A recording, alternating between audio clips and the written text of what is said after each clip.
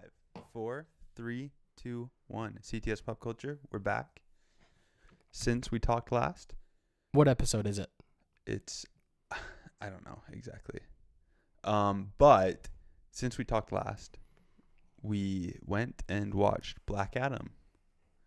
I think last time we talked about the reactions that were a lot of people were very positive. They said they liked it. They enjoyed it a lot. We, I think, had a difference of opinion. Not between us. I think we both agreed about the movie, but with those fans. Yeah, I think the general consensus that I heard was the story struggled, but the action was so good that it almost made up for it. And there's movies where that's true. I mean, there's a lot of movies where the action can literally carry a story. This isn't one of them. This isn't one of them. Not one it's of them. really, and I think me and you were both on the same page that going into it, we were like, okay, it'll be fine. It'll be a fun watch. I'll at least go to the theater and have fun. Fun and fine were all I was hoping for. Yeah, we didn't have any expectations. Zero. It was just, I mean, I can only think of one scene where I was like, oh, that was a good scene. And it was about and I know the scene you're talking about, and it's when Black Adam kind of shows his powers for the first time. It's like 20 minutes into the movie. It's very early on, and it's a scene that is frankly very easy to do well. Is one of those scenes you that's play done well. A really super popular song, and you just are destroying everything. I mean, it's like the what's the song they play in Ragnarok when Thor, right? Like a scene like that, and it's done well a lot. And what I'm looking for in a movie like that is you need to do things well that aren't done well often, don't feel fairly easy to do well. And not every movie does that scene well, but a lot more do. And yeah, that was about the only scene that had any redeeming quality for the movie. Well, and it's just like I said, zero expectations. The story was at times incomprehensible. The acting was objectively poor. It was, it wasn't good. There was the dialogue. It was weird. What's weird is that and this is something that I'm sure you've probably said in the past, or something that you're absolutely going to agree to, and I've said it too. I think the dialogue in Marvel movies can be really cringe, but there was just as much, if not way more, in Black Adam of just really cringe one-liners that I'm just like, ugh. Yeah, if a Marvel movie had the script Black Adam had, people would be losing their minds. Like, oh, Marvel's gone so downhill. It's awful. Like like the reaction to Thor: Love and Thunder. I don't think the script for Thor: Love and Thunder was any worse than Black Adam. I would say it's significantly better. Well, and I liked Thor: Love and Thunder. Yeah, that's what I'm saying. I mean, and people were freaking like, oh, worst Marvel movie ever. Like, Taika Waititi should never touch another Thor movie. Stuff like that. And then you get to Black Adam, and it's, man, I really enjoyed this movie. And it's not just that it's because we like Marvel more, because I've really wanted DC to do good stuff. Like, the James Gunn adaptation, or the full release. It was James Gunn, right? In the Suicide Squad? Yeah, Suicide Squad 2. I really enjoyed it. I loved Peacemaker. I loved the Batman. I mean, I was really kind of expecting DC to do some good things going forward, but this felt like a Green Lantern-esque film, if you remember Green Lantern. That was old school with Ryan Reynolds. Yeah. I don't know if there's I don't know if it's as good as any Marvel movie. Other than maybe the first Thor. Or maybe the second Thor. Or the second. Maybe, yeah. They're both first and second Thor. I think the first one's better than the second. But yeah, I mean, there's, if one, which is not a great standard if you're trying to compete with Marvel, to your big, like, tentpole action movie with Dwayne Johnson is possibly competing with the absolute worst Marvel movie ever released. Well, we were talking about this on the last episode.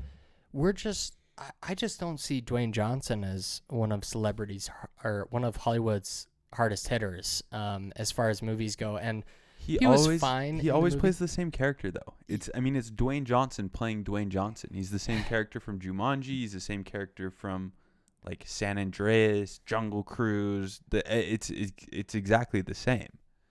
Yeah, I would partially agree with that. It was cool. The end credit scene, we did see Henry Cavill as Superman. It looks like they're going to be bringing him back into some stuff going forward. But like I said, how can you have an audience reaction? I mean, this poor. I say this poor. Apparently, people liked it. I feel like I'm losing my mind. I didn't like it at all, and I'm not that harsh on movies like that. I was literally going in and thinking, if I have any fun at all, that's like about what I was expecting, and I'm not going to be negative on it. Was kind of where I went into it starting. I mean, even it was weird. They brought in their like team of Avengers that were not super compelling characters. We learned nothing about them. They were in, and we were supposed to care. Like one of them, spoiler, but one of them died, and I was like, okay, I met him 20 minutes ago and I have no reason to care. It's a little bit, it almost feels similar to the problem they had with the first Suicide Squad. Like the original David Ayer's Suicide Squad, where, I mean, these characters, I don't like Deadshot or like Kangaroo Jack or whatever that one dude's name was. I don't care. It's just hard to relate. And the thing is, Marvel did it so slow. I mean, think about the first time that we saw Marvel characters come together in something. It was the first Avengers movie, and we had gotten solo movies of all the Avengers apart from Hawkeye and Black Widow. So we had a really good understanding of these characters' stories. It would have been cooler if DC, before releasing a movie like this, were to say, okay, here's a bunch of limited series. Let us walk you through who these characters are. Yeah, if we had met the, what was it? Not Justice League, but was it like Justice Society? Or something. But even with Marvel, like Guardians of the Galaxy, great. And it's a brand new team that you bring in. That's true. We've never seen any of them before. It's just, it doesn't even like Black Panther. I guess we had seen like Black Panther, but the supporting cast of Black Panther, like none of those guys are people we've kind of had seen before. And it's just, it felt so disjointed to the point that it either was like, oh, like we didn't need this movie at all, or this needed to be several more movies to develop into the character. And then there was the whole plot with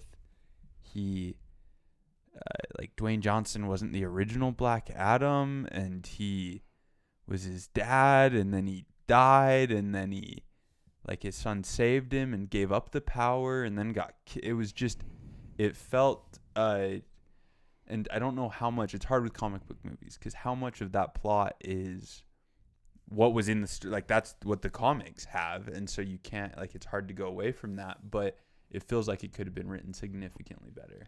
Yeah. I had a really good place to jump off that, but we can change subjects. It's not a big deal. You've never watched The Witcher on Netflix, right? It's funny you mentioned that because that's exactly where I was going to go with Henry Cavill getting replaced on The Witcher. That was the jumping off point, right? Is Henry Cavill. Yeah.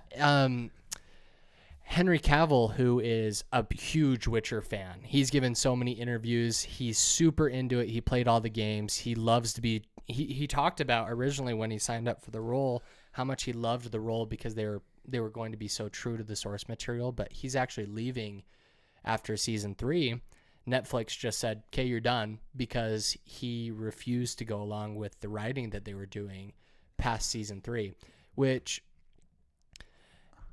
I have a lot of, it's so weird because I actually have a lot of sympathy for actors that want to stay true to like the source material. Mm-hmm. But I also don't have a lot of sympathy for when people say, I want to take this in my own or the writers that are taking it in a little bit different direction. It's not entirely true to the source material, just because no one really is that interested in the lore of everything.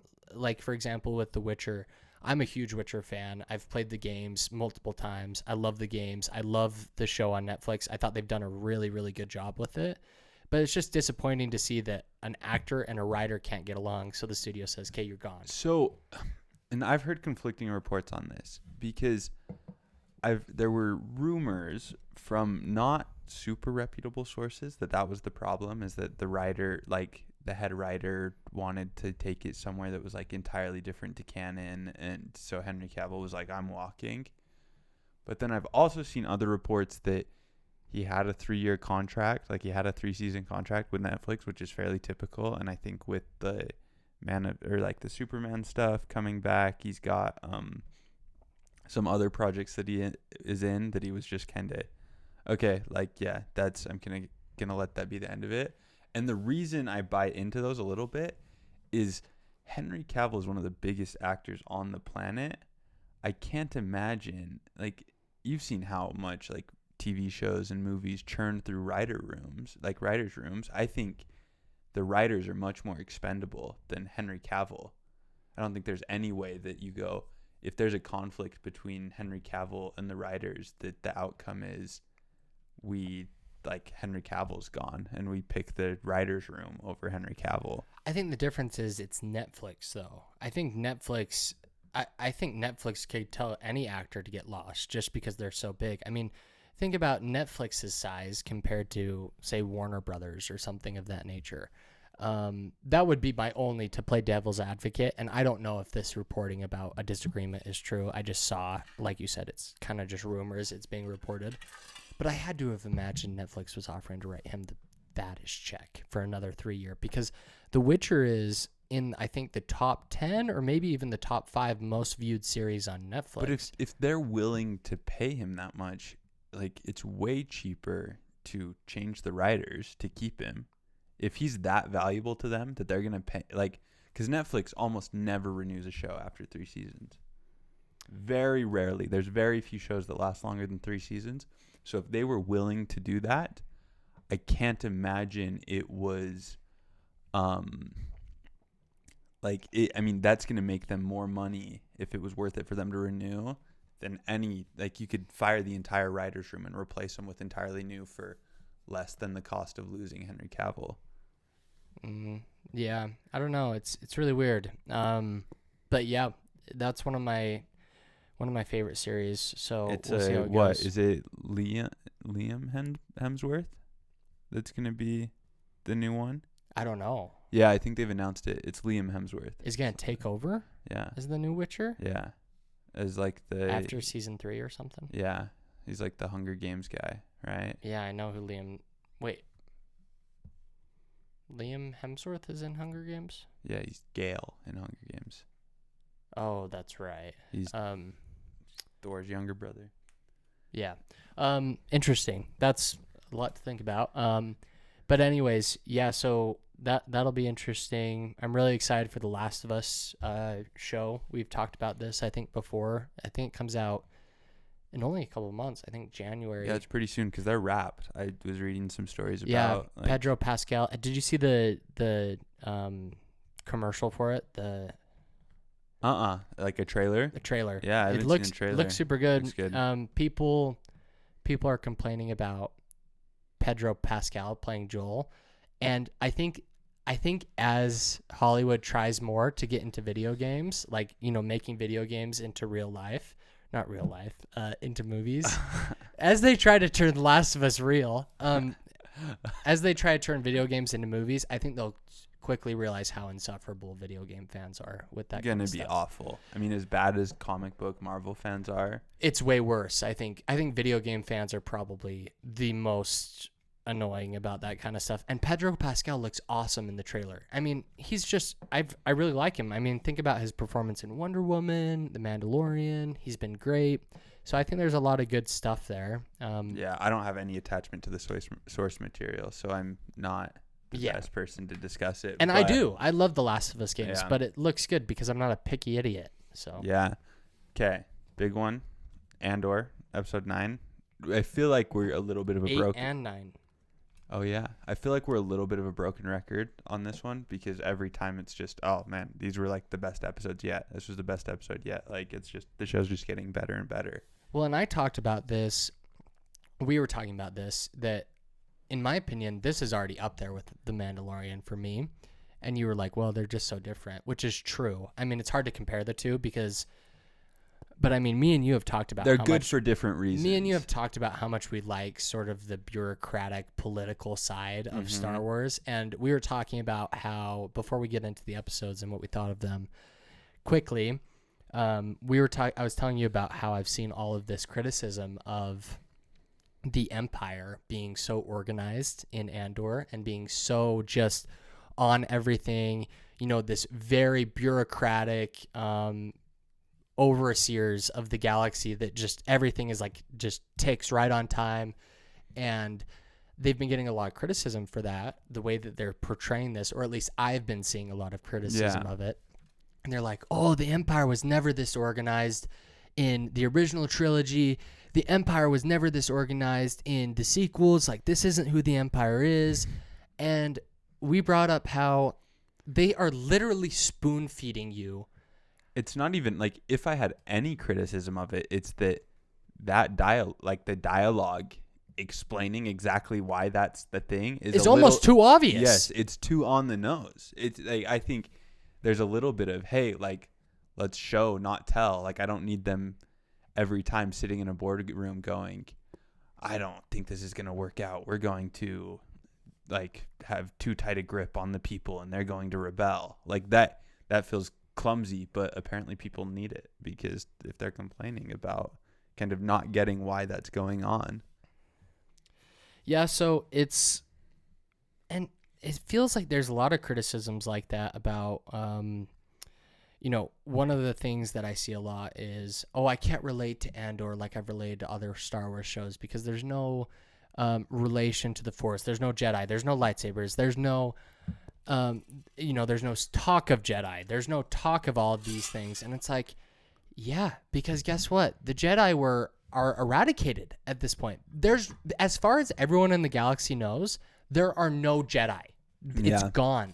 And this idea of the Force is an idea. I don't think, from what I can tell in the Star Wars universe, it's not some scientifically accepted universal principle that everyone just kind of adheres to. The Force is more of this existential idea, maybe a set of ideals. And it's just, it's such a big galaxy, right? And that's one thing that Andor's been great is like we've seen so many new places and so many just different places throughout the series that you kind of get more into that sense of, oh, hey, this is why we're not seeing or hearing kind of the people and places we know and the things we know, because in a galaxy this large, you can't have everything can't be inherently like interconnected.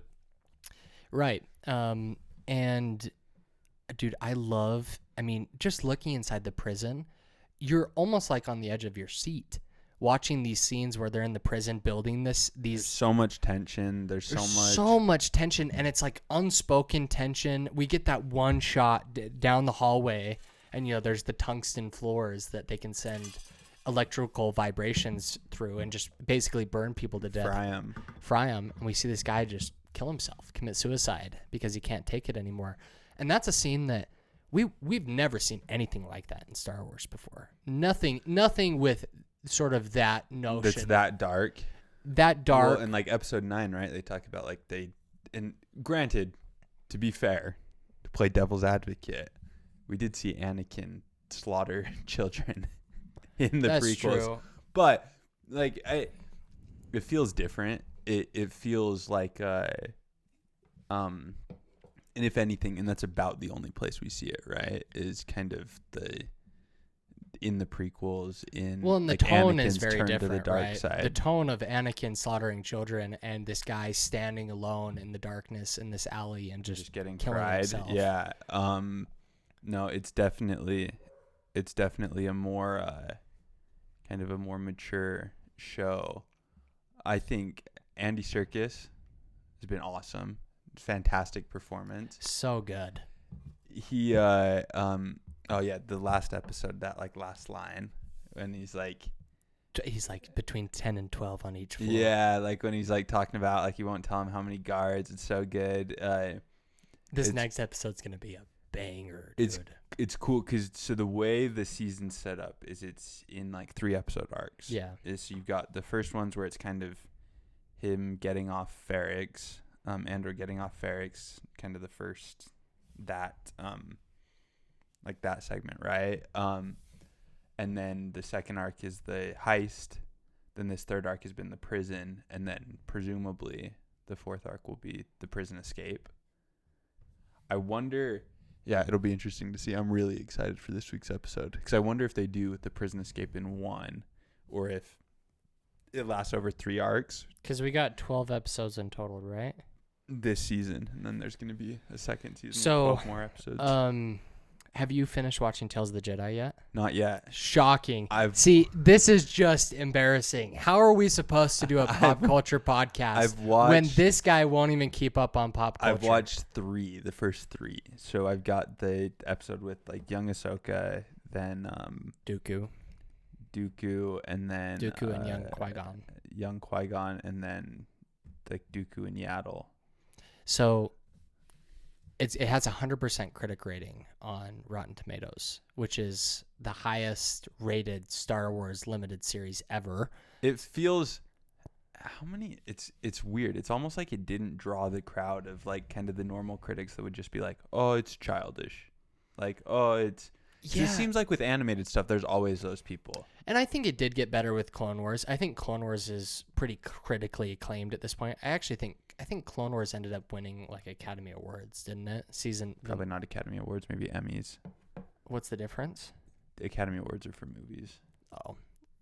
Emmys aren't considered Academy Award? No, they're just totally different. Like Oscars are Academy Awards. Oh, weird. Anyways, wait, because the Academy doesn't oversee the Emmys? Yeah, it's a different organization. Oh, okay. Anyways, yeah, it has 100% on Rotten Tomatoes. It's like if you were to put this season into Clone Wars, I would tell you it's either my favorite season of Clone Wars or it's my second favorite season of Clone Wars. It's so good, and I won't spoil anything, obviously, but just in the first 3 episodes, it's so neat seeing a young Dooku and just seeing sort of how everything transpired. Little bit of controversy, though. Why does Yaddle talk normal? It raises some weird questions about why Yoda speaks the way he does. So I heard Dave Filoni was giving an interview with someone, and he was asked that question, and his response was Yoda talks that way because of a master or something else that happened to him. It's not something that the species talks like. That's something that's unique to Yoda, is what Dave Filoni said. Yeah, it is just, it seems a little goofy. Like, it feels a little like they didn't want, because I think Bryce Dallas Howard does the voice of Yaddle. Yeah. And so they were probably just like, we don't want to make her talk like the whole time, like Yoda. And so it was cool, or like kind of crazy, because you get that weird the gap between episodes 1 and 2 where Yaddle disappears, like she's no longer on the council, and so it's kind of cool to see that so story play out. Yeah. And you'll see there's even more stories that play out with like all of that. Oh wait, I think I've seen 4 maybe, because I've seen the Ahsoka episode with the Inquisitor. That's like right. I think that's at the end. Like I think that's like episode 6. Have I seen all of them then? Yeah, maybe that's episode 6. Cause what? Oh yeah, cause so you've seen the one where she like fights the clones with Anakin. She's like training. Yes. Oh, yeah. So you might have seen them all. Maybe I've seen them all, and I just forgot. But how cool was that scene where she fights the Inquisitor and just instantly destroys him? No no jet, like no lightsaber, nothing. Just it reminded me of the fight between Obi-Wan and Darth Maul, where it was just like boom, boom, boom, Darth Maul's dead. Yeah. In Rebels. I liked the scene where she's training with the clones, because it kind of gives a little more credibility to her like surviving. Her taking on a whole legion of like clone squadron. troopers. Yeah. Yeah, I thought that was cool. So yeah, that's good. I'm always a fan. Like I think one of the things that Star Wars has done like very well is the animated. Like their animated endeavors, they've almost had no. When it seems like they'll ones. do a little bit more fan service with the animated stuff, as far as true. the lore-ness of it, and but as far as getting into sort of characters that people really like or ideas that. Well, anything really Dave Filoni's heading, he's gonna have Ahsoka. You've got like that stuff. So yeah, that's good. Moving on back to like Marvel stuff. Black Panther 2. This weekend. I'm pretty sure it's this next weekend. We'll have to go see it. Yeah, for sure. We'll do this Friday or Thursday or something. Thursday, whenever it comes out. No, yeah, I'm really excited. Like I said, I really hope Shuri is not the Black Panther. That's all I gotta say. I really hope it's Lupita Nyong'o. I think they're gonna all be it.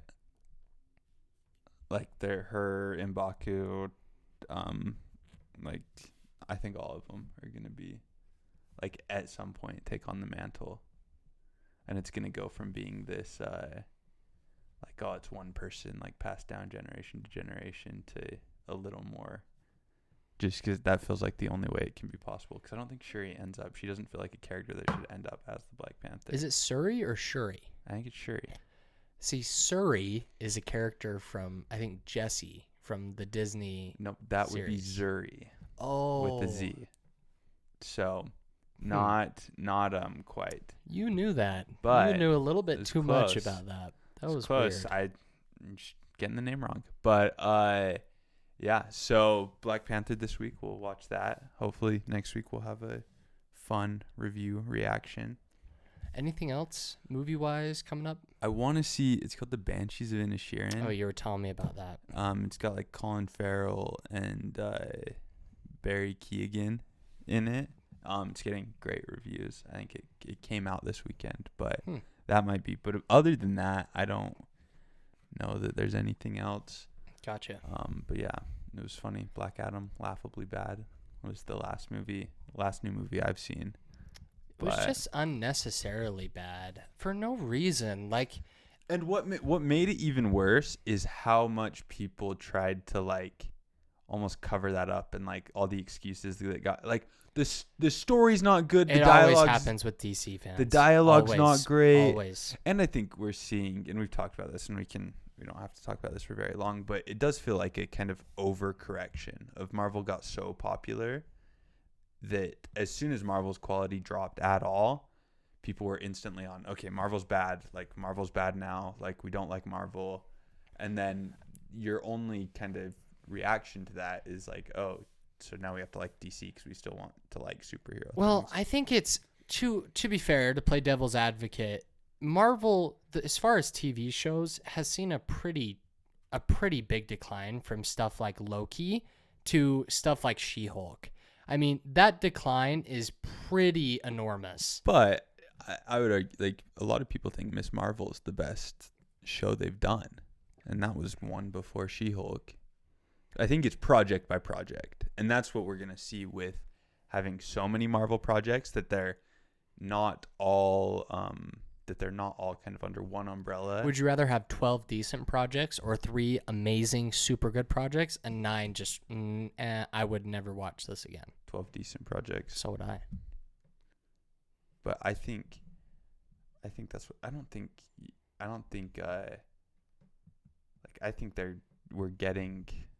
think we're getting enough amazing projects to justify.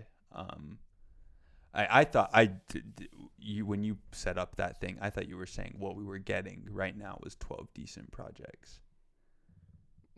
Right now, because I don't think like She-Hulk to me. Would you watch it again? She-Hulk to me, I don't know. That's hard because I think there's a lot of movies that I'd liked that I probably would never watch again. Because like Hawkeye, for example, I wouldn't watch it again. I finished it. She-Hulk, I'm just not going to watch it at all, which is rare for me to do. I am very, very open-minded when it comes to that stuff, but I've seen, just based off... Apparently not open-minded enough. That was unnecessary. There's movies that I like that I really like. The first Iron Man, and I can't tell you the last time I rewatched that. But you would watch it again. You would like, if someone was like, oh, let's watch the first Iron Man, you'd be like, oh yeah, sure. Yeah. Or if someone said, but let's watch the entire series of She-Hulk. I guess what I'm saying is I feel like the benefit of giving more freedom and kind of people more room to try things differently. So She-Hulk was a miss. It didn't work out. But the fact that they even kind of were able to do that, like the same decision that let them make She-Hulk that wasn't very good also let them make Werewolf by Night, which I thought was really, really good. Yeah, it was or Ms. Marvel or Loki. So I don't know. It'll be interesting to see. And as phase 4 and 5 get more settled and we start to get more like theatrical releases and stuff, if it gets like once they have more of a direction, because this one felt like an in-between phase where we had to introduce a lot of new people and that had some problems that phase 1 didn't deal with, because phase 1 didn't have characters that we were already attached to, that they had to either get rid of or show what was going on with them. They just got to like introduce new characters straight up. Yeah. I mean, the problem with Marvel that I've had is if you had to tell me to, I mean, what I think is Marvel's about 50-50 right now as far as stuff that I would watch again and stuff that I would never watch again, which I just don't think is a very good hit ratio, because if you think about phase 1, you could pick out almost any movie from phase 1 and say, let's put this on, and I would say, yeah, sure. With the exception of maybe Thor 1 and Thor 2, I for the most part enjoyed every single project that Marvel did. And think about their last theatrical releases. They had Black Widow. They had Shang-Chi, which was really good. Really good. They had Doctor Strange, which I would watch again. I would watch again. I think I definitely had too high of expectations, or maybe I didn't, and it just didn't meet my expectations. But I would watch Thor again. I don't know. I feel like aside from maybe Black Widow, every theatrical release I would watch again. And then I think maybe Hawkeye. I think I liked Hawkeye. I don't think I would say I would never watch that again. Like if we're going with the criteria of somebody said, hey, do you want to watch an episode of this? I wouldn't go, no. Like I refuse.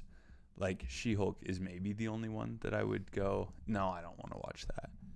So for me, and that's just my opinion, but everything else, like I liked like Falcon and the Winter Soldier, I would watch again. So I don't know. In my opinion, do you think they compare to the stuff that we saw in phase 1? I think they compare to some of the stuff. As far as quality, some of it, excitement, quality. Yeah, for sure.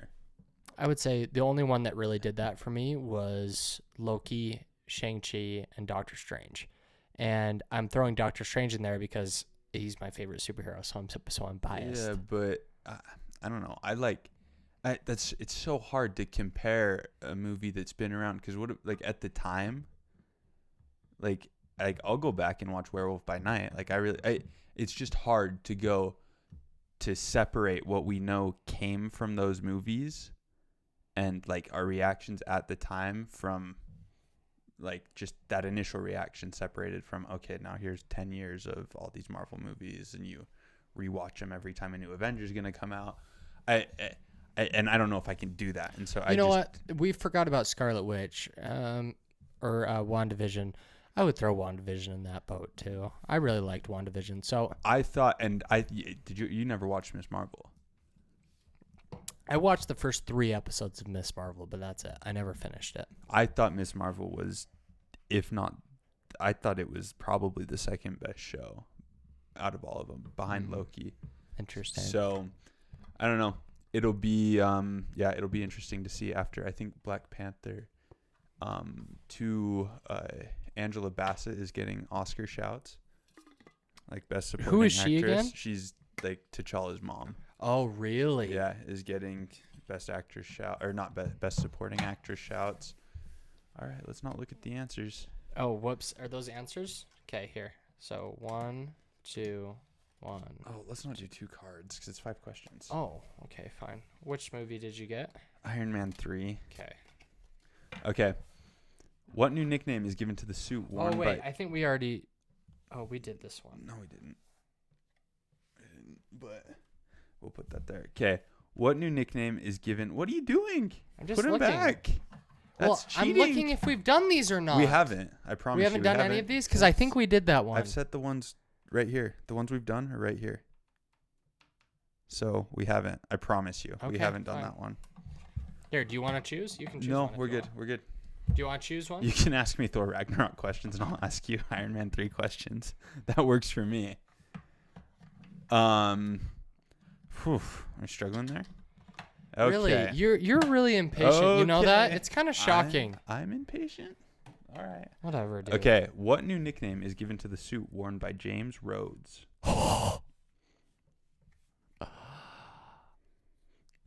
James Rhodes is James Rhodes is Rhodey. It would be, I don't know. I have no idea. Mech 2? Iron Patriot. Do you know how many times I've seen Iron Man 3? Probably once. Ever. Yeah. Okay. You can ask a question? What species is Korg?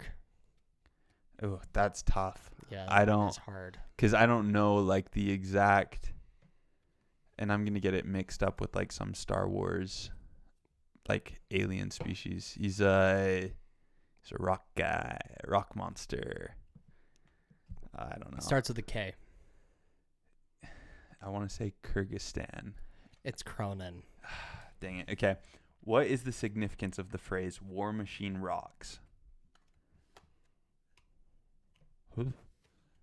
There's a lot of War Machine related questions apparently. What is the significance of the phase War Machine rocks? Yep. I have no idea. I gotta be honest. It's Rhodey's password for the Iron Patriot suit. That one's a pretty big one because he's like Iron Man, right? Has to get into the suit and he's like, "What's your password?" He's like, "I don't want to say. And he's like, "You need to say it." For how long does Loki claim to have been falling through Doctor Strange's portal? 10 minutes, 15 minutes, or 30 minutes? 30 minutes. That's correct. Yes. In which country is James Rhodes captured by AIM? In which country? Yes.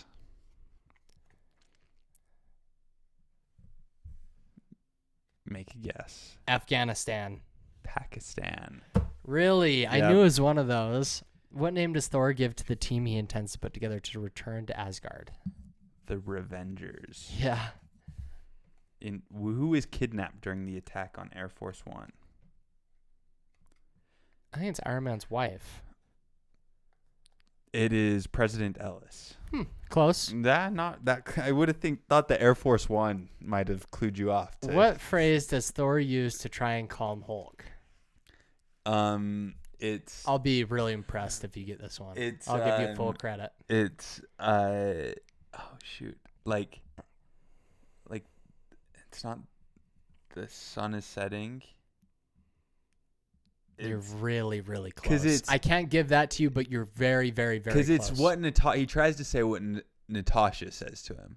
Because I think we had like one of these other questions. I was like, "Calm down, big boy," or something like that. Is what I said it was. I can't remember. The sun is going down. Okay. So it's 50-50 whether I could give you that one. Okay. I tried to tell you were really, really, really close. Okay. All right. Who do Tony Stark and James Rhodes rescue from the Mandarin's clutches on an oil tanker? That one is Tony Stark's wife. President Ellis.